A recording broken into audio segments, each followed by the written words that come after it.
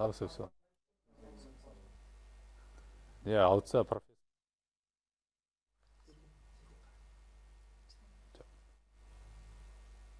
Армаңыздар. Армаңыздар, урматтуу телекөрүүчүлөр. Мен Сейтек Качкынбаев. Бүгүн кезектеги Next TV'дагы саясат жана турмуш деген көрсөтүүбүздү улантабыз. Мурда сөз берип кеткендей, азыр быйыл 2017 жылы өтө турган президенттик шайлоонун тегерегиндеги президенттик шайлоого барам деген кандидаттардын спичтерине фокус кылып, алардын сөзүн тезиздүү түрдө мындай талкуулаган отурабыз. Бүгүн бизде конокто менден сырткары 4-3 эксперт жана Республика Ата Журт партиясынын өкүлү бул жерде Курманбек мырза конокто. Андан сырткары Эльмира Ногойбаева айым бизде саясат баяндоочу конокто. Америка университетинин профессору, саясаттануучу жерде Эмил Жураев мырза жана маңдайымда Табирлан Ибраимов, саясий баяндоочу, эксперт. Коноктор кош келипсиздер. Эмесе көрсөтүүбүзгө кире берсек, биринчи эми жакында Бабанов мырза болсо өзүнүн спичинде өнүгүүгө карай 5 кадам деп өзүнүн мындан ары эмнени жасап кетерин санап кетти да. Андан сырткары дагы бир 2 нерсе эске калды да, 5 кадамынан сырткары. Бул Кыргыз Республикасын келечекте 6 жылда өнүккөн 10 мамлекеттин катарына кошом жана Кыргыз Республикасынын атуулдары 2023 жылы жашоосу 2 эсе жогору болот деп айтып кеткендей болду да. Бул сөздөр канчалык реалдуу, канчалык чындыкка жакын деген сөз туруп атат да. Өзгөчө биринчи сөзү 10 өнүккөн мамлекеттин катарына кирет дегенде бул мындай бир аз амбиваленттүү болуп, бүдөмүк түшүнүктү жараткандай болду да. Кээ биркилери бул деген нерсе биз Норвегиянын, Жапондун деңгээлине чыгат экенбиз. Бул мүмкүнбү, мүмкүн эмеспи деп жиберишти. Бул сөздү эми Республика Ата Журт партиясынын өкүлүнөн Курманбек мырзадан негизи комментарий укпайлы. Анан кийин суроолор болсо берип, анан мындай экспромттук түрдө, тездик түрдө талкууга кирип кетели. Эмесе сөз сизде. Саламатсыздарбы? Эң негизинен Республика Ата Журт саясий партиясы башынан баштап эле бардык программаларын, платформаларын бир чоң бир нерселерге таянып, анан кийин 2015 жылы шайлоого чыкканда биз 15 мыйзам сенин жашооңду өзгөрткөн деп чыкканбыз.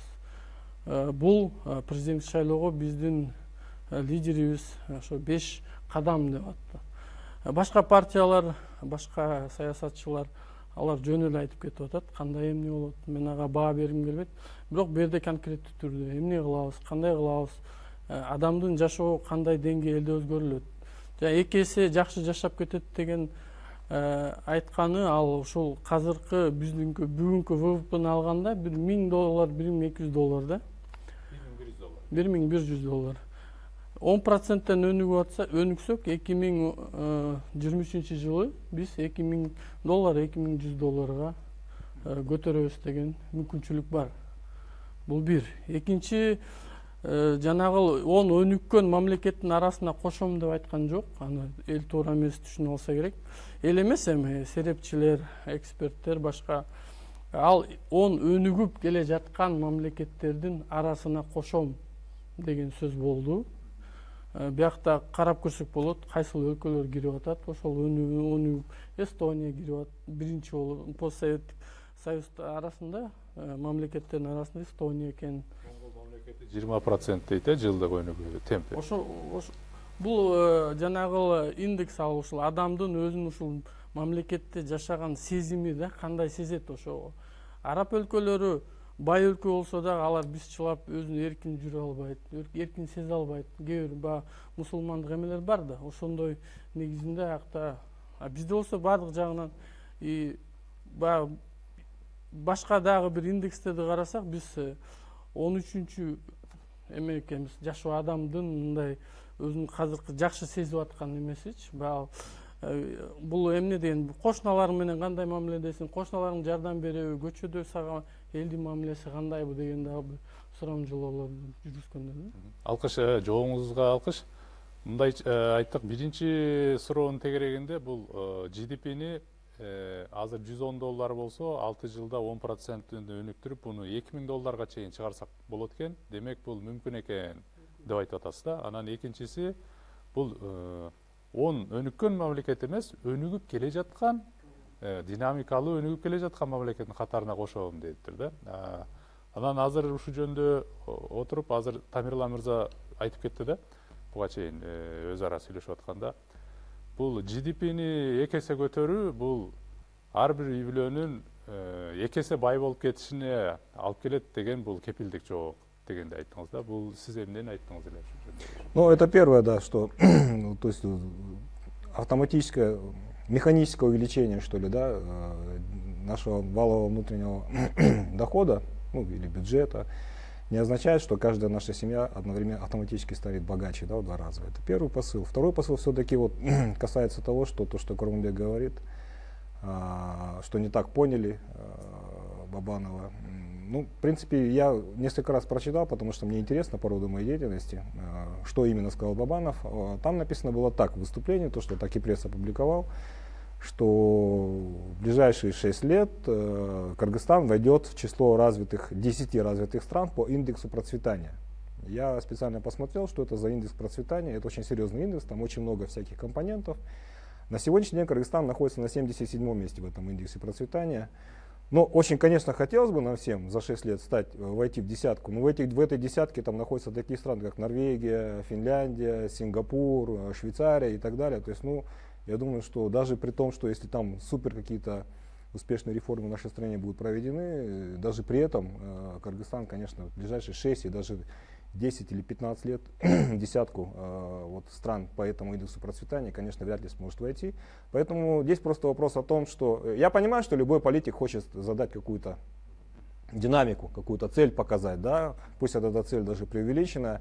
Это, в принципе, не осуждается, но при этом хочется сказать, что все-таки те заявления, которые делают политики, они должны быть все-таки соразмеримы. И в этом должна заключаться ответственность каждого политика. Можно, конечно, сказать о том, что мы сделаем все замечательно, что мы все будем счастливы, но при этом нужно тогда показать механизмы. И здесь бы я еще добавил еще один очень важный момент, вот выступление Бабанова было касательно судебной реформы. Мне очень интересно, какие конкретные механизмы туда предполагается внедрить. Потому что раньше мы знаем, что инициатива Бабанова была это вот внедрить прослушку для судей. На мой взгляд, это абсолютно неэффективный инструмент, который ничего хорошего для проведения судебной реформы не даст. Если есть какие-то другие механизмы, хотелось бы это послушать. Может быть, Курманбек нам сегодня об этом расскажет. Üç moment ayta keteyин dedim. Биринчиден, менимче, şu Курманбек мырзанын түшүндүрмөсү бир аз жакшы туура болот. Негиз биринчиден бизде өтө көп учур болот. Журналисттерибиз чала угуп алышат чынындачы. Анан ушуну оңдош үчүн бирок азыркы кезде мен байкаганым биздин кандидаттыгын коюп аткан, талапкерлигин коюп аткан президенттерибиз да, саясатчыларыбыз шашылбай айтышат. Ошол Бабановдун сүйлөгөн сөзүн, мисалы үчүн 1 мүнөттүк үзүндүсүнөн башка эч нерсе таба албайсың эч жерден. Акипресс кантип жазып калган болсо, ошону гана көрүп калып атабыз. Азаттык кантип жазып калган болсо, ошону көрүп атабыз. Бирок реалдуураак караганда, менимче бул сөздүн мааниси дагы ошондо 10 эң канааттандырарлык, эң бат өнүгүп келаткан өлкөлөрдүн ичине киребиз деген маани. Бул Швейцария, Норвегияга жетпейбиз, бирок Эстонияга окшоп, же Монголияга окшоп бат өнүгө баштайбыз деген маани. Бирок менимче бир жагы акыркы бир нече 2-3 шайлоо арасында менимче чынында Бабановдун жана Республика партиясынын чоң салымы бар бир нерсеге. Бул ушул кампанияны өзгөчө жана пиар деп коебуз. Ушул кампания жүргүзүүдөгү коммуникация ыкмаларын өтө башкача деңгээлге көтөрүп атышат. Албетте башка бир топ мамлекет 10-дун ичине киребиз, 7% беребиз, 2 эсе байытабыз деген карапайым элге оңой бат эсте калчу түшүнө турган жана сан түрүндөгү берилген сөздөр болот, а бирок чоңураак маани камтылбай калат. Мисалы үчүн ошол эле 10 мамлекеттин ичине киребиз дегенде кандай түрдө канткенде ушул кымбатыраак болуп жашоо, а бирок бактылуу болуш үчүн мисалы үчүн кандайдыр бир идеология, кандайдыр бир идея баарыбыздын башыбызды бириктирген бир умтулган чоң ой болобу? ошондо кайсы жакка алып барабыз деген сөздөр келгенде партиялардын баарысында ошолордун ичинде Бабанов мырзанын да сөзүндө тайкылык көрүнүп атат да. Эми албетте мындан ары эмели башталып атат деңизчи, булардын баарысы менимче өнүгөт, дагы да маани менен толуктанат бул сөздөр, бирок азыркы кезде эч кайсы ушу аты аталган талапкерлердин арасында, чоң эң негизги талапкерлердин арасында мындай терең бир маани камтылган же толук ачыкталган идея чыкпай атат. Мне не хочется обсуждать, честно говоря, те 5 пунктов, о которых говорились. Мне кажется, что избиратель достаточно уже пресыщен всеми вот этими вот обещаниями. И мне кажется, что уже пора говорить не пункты, как все будет замечательно. Мне кажется, пора всем кандидатам. Или они будут это делать через социалистический, действительно социалистический какой-то принцип, или это будет жесткий рынок, и тогда это будет понятно. Потому что, например, политика Бабанова, вот из того, что мы наблюдали, она больше похожа на жесткий рынок такой вот. Но то, что он обещает, это вот такие очень широкие социальные вещи. Вообще, вы знаете, чтобы проще объяснить, как понять ситуацию от эти обещания, это, знаете, когда вам подают чашку шорпо, супа, там всегда есть большая прослойка масла. Да?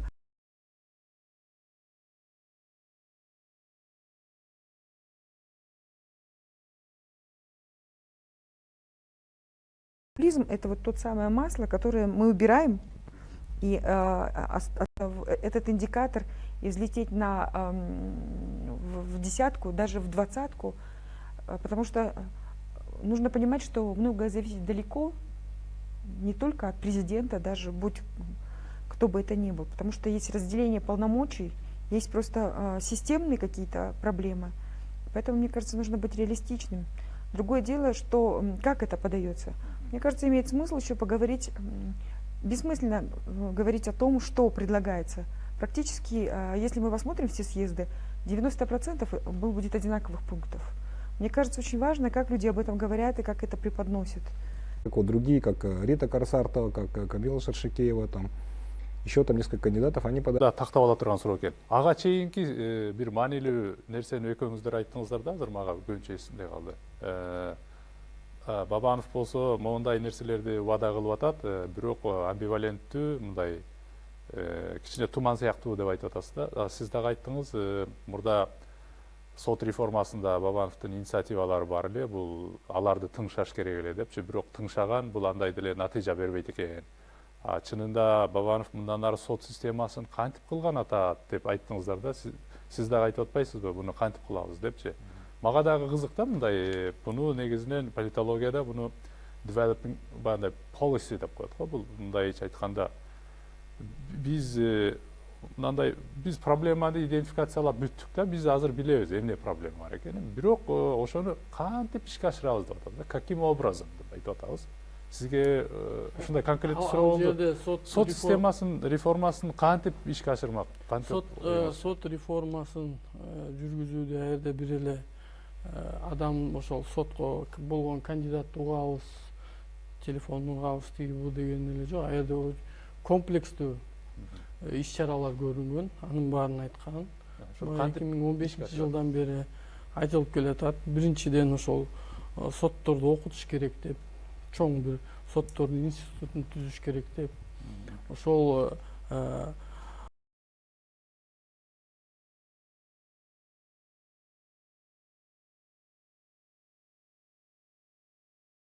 сотко бараткандан кийин ал адам ак таза болгондон кийин ал өзүнүн дагы ошол. Бизде сот системасы кандай чечилип атат маселе? Тууган, тааныш чалса, жолукса, ошонун негизинде чечилип атпайбы? Ошондой нерселер бул.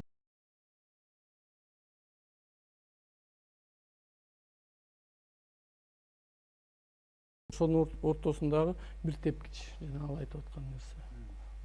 Кошумча суроо катары, комментарий катары айтып кетсемчи.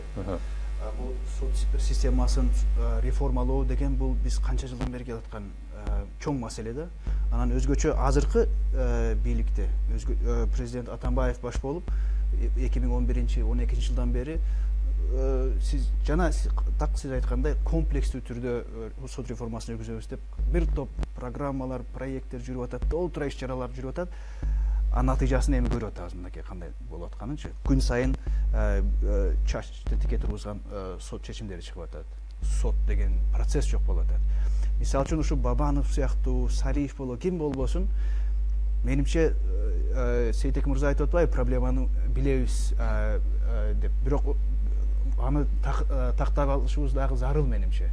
Бул кишилер жөн гана комплекстүү реформа кылабыз, мондай 5-10 кадам жасайбыз эмес. Азыркы кезде ушу сот реформасы болуп аткан кезде эмне чабалдыктар кетип атат, кандай катачылыктар кетирип атабыз дегенге да так айтканыбыз зарыл менимче. Анткени жөн гана сотторубуз коррупцияга малынды же тууган туушкан болуп атат деген бул жетишсиз. Анткени 3 жылдан бери эгер президент баш болуп тике бойдон ушу процесске кирип атсак, анда кантип ушундай тууган туушкандыктарга жол берип атабыз? Кантип сот үстүнөн айтып койгон чечимдерди кабыл алуусуна жол берип атабыз? Булардын баарысын ачыкка чыгаруубуз зарыл да менимче. Билбейм эми Бабановдун планында ушундай маселелерди айтуу барбы жокпу, анысын бирок мүмкүн комментарий берип кете алатсыз. Бул маселе боюнча мынтип айтат элем да, бүгүнкү күндө сот системасы отбор болуп аткан биз билебиз. Президентке бир 3 орунга болсо, ага бир 10-15 кишини берет. Ал 15 кишиден ал кишиге кирип собеседование кирет. Мен айтпайм президент, бирок ошол 10-15 киши берип аткандан кийин биякта мындайча айтканда бир мүмкүнчүлүктөр пайда болуп атат да. Ошол 10-15 кишинин арасынан кантип тандайт, биз аны билбейбиз. Президентке собеседование киргенде ага аналитический запискалар мен уккам кээ бир маселелерди. Бир аналитический записка бирөө жазып койсо, ал жакпай бирөөлөр уюштуруп койсо, ошонун негизинде ал өтпөй калып атыптыр депчи. Ошондой эмелер бар да. Ошон үчүн ошондой нерселерди биз мыйзамда калтырбашыбыз керек. Или деген сөздү алып салыш керек да. Курманбек мырза, сөзүңүзгө абдан маанилүү да. Мен түшүнүп атам. Негизинен биз сүйлөмдү түзүп атканда биз баарыбыз тең мынтишибиз керек деп айтабыз да. Буну биз билип атабыз да. Биз азыр жакшы жашашыбыз керек, жакшы мамлекет курушубуз керек, жакшы система курушубуз керек.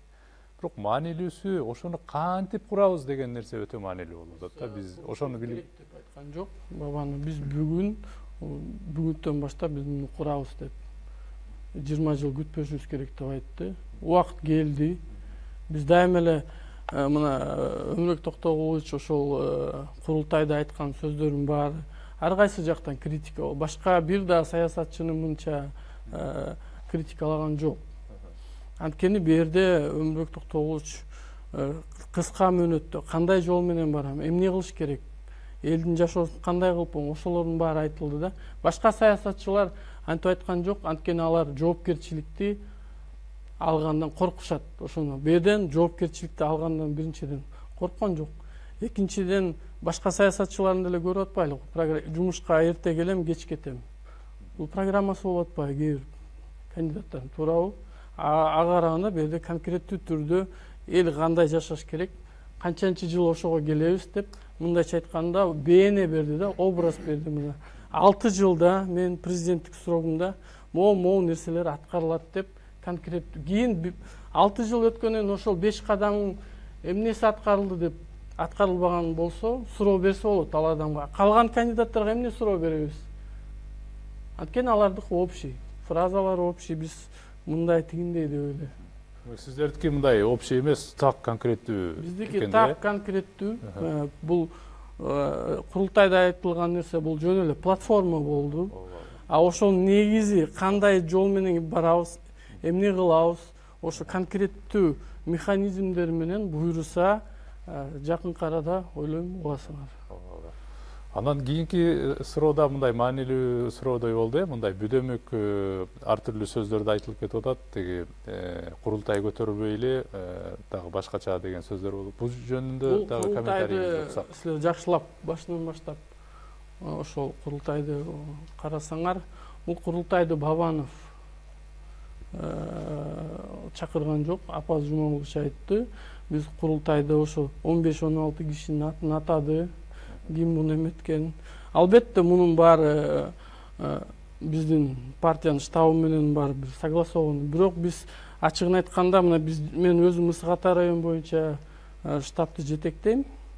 Биз ошол партияга кирбеген адамдардын арасында сүйлөшүп, эмелерди жыйналыштарды өткүзүп, ошо партиянын арасында бизге Мысык Атага 16 киши берилсе, ошо 3 эле партия мүчөсү келди, калганы жөнөкөй адамдар келди, партиянын мүчөлөрү эмес. Алар каалоосу менен делегат болуп келишти. Аларды ошол жакта элдер өздөрү шайлашты. Бул бир курултай. Экинчи, ал мен ойлойм бул туура чечим болду. Азыр президент же ошо президентке талапкер булар бир партиядан келип, анан ошол партиянын таламын көрөшө эле, ошол партияны ал деген мындай, ал партия деген болбосо мен мындай деп айтып келип атпайбы, туурабы? А бул жерде бул президент бул ар бир кыргыз жарандын президенти болуш керек. Бир эле партиянын эмес, бир эле команданын эмес. Ошол негизинен курултай өткөзүп, Бабанов дагы өзү как самовыдвиженец чыккан себеби ал ошо ар бир жаранга президент болоюн деген максат менен чыкты. Президент бул партиядан үйдө болуш керек. Ну да, все равно вопрос остается, потому что этот Курултай все равно не общенационального характера, кроме этих партий, которые там или людей принимали участие, есть очень много других партий. То есть понятно, что президент должен быть президентом всех граждан Кыргызстана, это понятно. Я просто задавал вопрос относительно вот этой формы. Почему Курултай и одновременно самовыдвиженец, и одновременно партия Республика, и одновременно партия Атажюрт. Вот эта вот путаница она просто в головах людей возникает. И поэтому вот эти вопросы хочется на них... Партия Атажюрт не было, была Республика. Нет, было заявление партии Атажюрт, что там что-то нелегитимное, какие-то там слова были зачитаны. Я просто об этом хотел узнать. Сейчас, мне кажется, несколько мало имеет значения сильно интерпретировать все эти вещи, или тем более задаваться наивным образом вопросами, потому что, очевидно, что определенные просчеты были сделаны. Кыргызча айтсак эми азыр мыйзам боюнча президентке талапкерлигин көрсөтүүнүн эки эле жолу бар. Партиялык жол менен же өзүн өзү көрсөтүү жолу менен. Партия жолу менен көрсөтөйүн десе, Атажюрт менен республиканын байланышы бири бирине болгон мамилеси түз болбой атпайбы? Бирок өзүн өзү көрсөтүү жолу менен кылганында ар кандай жолу бар? Бабановдун тандаган жолу ушу Курултай жолу менен болуп атпайбы? Эми бул жерде менимче эң кызыктуу жери бул ушу кайра эле пиар деген сөздү кайра колдонобуз, эми кыргызча которо элекпиз экенбиз, public relations деген. Бул башка толтура талапкерлер жөн гана тымызын өзүн өзү экрандын алдына келип эле көрсөтүп койгондун ордуна бул киши толтура филармонияга элди чакырып, ошол элдердин батасын алып, анан алардын алдында ошо сөзүн сүйлөгөндөн кийин айтып атпайбы? Мына мен толук жоопкерчиликти өзүм алып, өз башым менен өзүмдү өзүм көрсөтөм, ошо бойдон кандидат болом деп. Бул деген менимче элдин алтынан албетте мыйзам боюнча элдик курултай талапкер көрсөтө албайт. Эгер элдин атынан чыктым деген кезде деле, мыйзам көрсөткөн кезде деле, анда башка талапкерлер айтмак, сен кайсы элдин атынан көрсөтүлүп атасың деп. Менимче ушундай маселелер бар, бирок сыртта калып аткан. Бирок экрандын алдына чыкканда Өмүрбек Токтогул үчүн кылган кадамы менимче уштай генийдин пиары болуп калды десек. Эми булго мен түшүндүм, негизинен бул мындай техникалык маселе экен да, буну элдик деп аташ керек беле же партиялык курултай деш керек беле? Себеби бул элдикте эл десек биз элди монополия кыла албайбыз деген сөздөр болуп атат. Бул жагынан мындай этият болуп, сөзгө кылдаат мамиле кылып колдонуш керек экен деген сөз болуп атат да. Эмесе мага дагы бир эсте калган нерсе болду да. Бул жолу бул негизи бул Бабанов мырза эле эмес, негизи бизде бардык эле көп эле саясатчылар могу сөздү жакшы көрөт да. Күчтүү мамлекет деген сөздү айткылары келе берет да. Биз мына күчтүү Кыргыз Республикасын кургубуз келет. Күчтүү мамлекет деген сөздү көп жолу мындай колдонду да. Бабанов мырза дагы күчтүү мамлекет деген күчтүү Кыргызстан деп бир-эки жолу айтты да. Негизинен бир ушу сөздү да бир талкуулап көрбөйлүбү? Негизинен күчтүү когда сильное государство деп айтабыз да, анан ошол учурда илимде бул failed state деген түшүнүк бар. Бул баягы орусча не состоявшееся государство дейт. Мен муну кыргызча тамашалап жүрөм. Мал болбой калган мамлекет депчи, адам болбой калган депчи. Ошол сыяктуу бул күчтүү деген негизи эмне Эльмира мырза? Күчтүү мамлекет деген. Сидик, отличный вопрос. Вообще, как кандидаты в депутаты понимают, что такое сильное государство? Очень интересный. На самом деле ответы на этот вопрос, они находятся в идеологической плоскости того человека, который выдвигается. Потому что все, что они обещают, это такая мишура, за которой они прячутся. И как только они будут распаковывать это понятие, они будут определяться. На самом деле Бабанов один из кандидатов, один из политиков, который очень давно находится в политике, и у него не одна предвыборная кампания, и он, скажем, обещает не первый раз, и было время, когда он обещал гораздо больше, скажем, да. Вот что в их понятии сильное государство? Это можно определить очень легко. Достаточно посмотреть, как партия «Республика» голосовала по самым ключевым вопросам. Или партия СДПК, или там другая партия. Даже за последние полгода было очень много острых вопросов.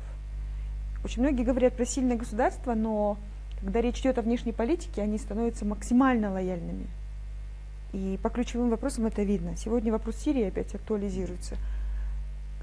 Я к нему отношусь просто как к индикатору.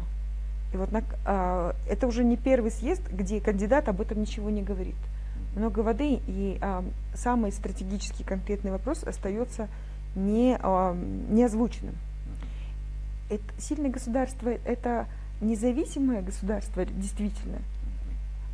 Из повестки господина Бабанова видно, что он имеет в виду в основном экономическую сторону вопроса. Но экономическая составляющая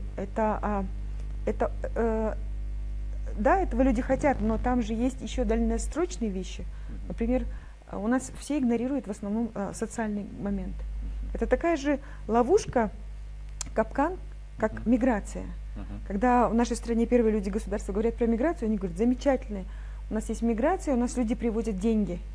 Но никто не говорит о социальном капитале, социальном, культурном капитале, который у нас падает, снижается. Институт семьи, брошенные дети и так далее, и так далее. И когда мы говорим социальное государство, это не только экономика, далеко не только экономика. Это внешний фактор. Почему-то все, в основном пока из тех кандидатов, которые есть, избегают этот вопрос. Потому что вопрос очень щекотливый. Кыргызстан все больше и больше становится марионеточным государством. И это нужно признавать, и об этом уже нужно говорить. И это самая главная лакмусовая бумажка. Никто не говорит про социальные вещи, никто не говорит про культурные вещи. Мне кажется, что избиратели – это все-таки взрослые люди, это не дети, которых можно пообещать, что завтра они будут в 2 раза богаче, потому что все понимают, что это системные вещи, и они взаимосвязаны. Это очень важный вопрос, который вы говорите, что есть в понимании кандидата сильное государство, потому что практически все кандидаты говорят: мы за сильное государство, сильный Кыргызстан. И я здесь согласен, что это лежит в области фундаментального понимания кандидата каждого, что это есть на самом деле. Но мое понимание сильных государств — это когда просто государство, где выполняются законы, которое может обеспечить выполнение законов. Там, где закон не выполняется, это даже касается не столько там внешней политики, сколько все-таки внутренней политики. Если мы внутри сильны, тогда мы внешне становимся сильны. И здесь вот, ну, в частности, взять, допустим, вопрос, касающийся свободы слова, нашей Конституции, да. Вот меня очень интересует вопрос, как относятся кандидаты к тем процессам, связанным со свободой слова, с некоторым ущемлением свободы слова, которые происходят в Кыргызстане. Ну, скажем, из уст Бабанова я вот на протяжении последнего года вообще ни одного заявления по этому поводу не слышал. Но наверняка у него есть позиция по этому поводу. Я понимаю, что сейчас идет политическая борьба, что есть определенная тактика, да. Вот просто хотелось бы здесь тоже услышать. Меня очень интересуют вопросы, касающиеся, Бабанов тоже говорит об образовании. Каким образом образование? Он говорит, что мы сделаем наше образование самым лучшим, да? На уровне лучших мировых стандартов мы сделаем наше образование. Вот меня тоже это интересует. То есть то, что вот вы говорите, лозунги, любой человек может говорить лозунги. Мы, там, любой человек с улицы может говорить, кандидат должен сказать как. Вот это как нас очень интересует, да, вот образование, свобода слова, выполнение конституционных прав, да, вот наших граждан, каким образом, в том числе экономические вот эти реформы проводиться, вот это вот все как бы должно быть предметом предстоящего вот периода, когда мы должны четко понимать, ну хотя бы основные моменты мы должны понимать, как кандидат предлагает это сделать. В рамках полисы, да, это? Да. Совершенно верно. И Да. этот вот вопрос очень точный, да? Он показывает о том, что когда наши кандидаты начинают пиариться и предлагать свои кандидатуры, они как будто живут на Марсе. Кыргызстан бурлит, тут происходят какие-то вещи, актуальные повестки, заводятся дела, там, ущемление свободы слова и так далее, и так далее. Они вообще не соотносятся с действительностью, с актуальной действительностью, с перспективной действительностью. Они говорят о каких-то вещах, как будто они живут где-то там на горе, ну, с флагом, да, и не спускаются сюда. И это на самом деле очень такая показательная повестка. Мне кажется, что, вот я не совсем согласна с Эмилем, мне кажется, что маленькие детали, они важны, потому что из них складывается репутация. Речь идет о репутации, речь идет о том, насколько кандидат честный. И люди, на самом деле, все очень хорошо ощущают честность или нечестность, этот индикатор. Он очень хорошо работает. И если кандидат живет на Марсе или там на своей горе и не спускается к реальности, то понятно, что это все как бы... У Бабанова есть риск. Он имеет средства, возможности, и вся его компания настолько глянцевая, она красивая, замечательная, он сам производит там впечатление, его компания, антураж. Но глянец это одно, но люди прекрасно понимают, и нам об этом нужно, наверное, напоминать, что от этих выборов, это не театр, это не концерт, от этих выборов зависит будущее страны и будущее всех нас. И это очень важный момент. Эгер осы сиздер менен толук экөөңүздөрдүн да сөздөр менен толук мен кошулам. Чынында бардык эле кандидаттарыбыз ошо азыркы күнгө чейин жакшы, позитивдүү, оңой темаларга жабышып, кыйыныраак, кичине тикенектүү темаларды тийишпей турушат. Мисалы үчүн ошол эле президент Атамбаев бар, азыр буюрса мөөнөтүн бүтүрүп атат. Атамбаевди жакшы гана сөз менен камтып кетет эгер сүйлөшсө. Атамбаевдин кемчиликтери барбы деген суроого эч ким жооп берүүгө даарыбай турат. Менимче жанагы 5-10 теманы айттыңыздар, ошолордун баарысын президентке болгон мамилесинде да булардын баарысы албетте саясий маселе. Анткени булар саясатчылар деген бул прагматиктер да. Булар эми идеалисттер, идеалист болуп туруп чоң саясатта ийгиликке жетишүү кыйын, тилекке каршы. Анан деталдар албетте азыр эми эле башталып атпайбы? Кандидаттыгын эми эле көрсөтүү. Менимче мунун баарысы чыга баштайт. Деталдар да чыгат. Кантип ишке ашырар жолдорун да айта баштайт ар кандай идеяларынын. Анан менимче негизи ар бир саясатчынын талапкер болуп катталгандан кийин эл эмнесине карайт? Идеалдуу түрдө албетте таптаза болсун дейбиз, чынчыл болсун дейбиз, эч кандай мындай киришке аралашпаган болсун дейбиз. Реалдуу турмушта менимче элдин баары түшүнүшөт. Саясатчы